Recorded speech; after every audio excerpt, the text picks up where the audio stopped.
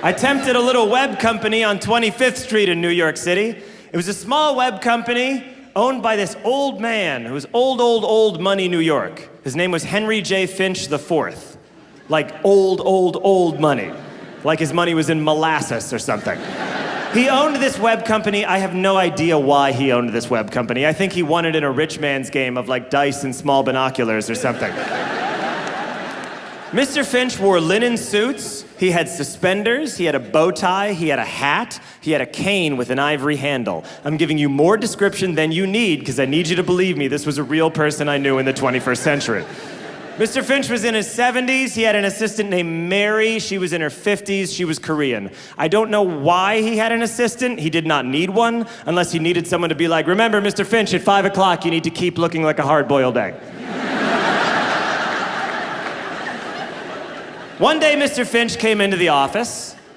It had been raining. Everything I'm about to say to you was said in front of me on that afternoon. Mr. Finch walked into the office, and he was wearing a raincoat, he was wearing a rain hat, and he had his cane. And he walked in, and he said, and I'm quoting, "Ah! One feels like a duck splashing around in all this wet. And when one feels like a duck, one is happy." And then Mary yelled, "Ooh, ducklings!" To which Mr. Finch replied, "Too old to be a duckling, quack, quack," and then walked into his office. And I did that a little fast. Let me break that conversation down for you. Mr. Finch walked in, and he began a conversation the way anyone would. "Ah!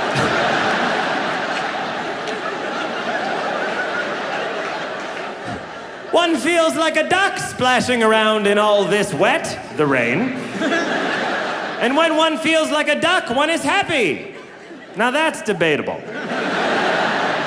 But rather than debate that point, Mary brought up a new, separate but interesting point, which was ducklings. But Mr. Finch, ever the realist about his own age and mortality, said, "Too old to be a duckling," as if to say, my duckling days are behind me. "Mary, don't you see, I'm a duck now." And to prove it, well, I'll say just about the most famous catchphrase a duck has. Quack, quack.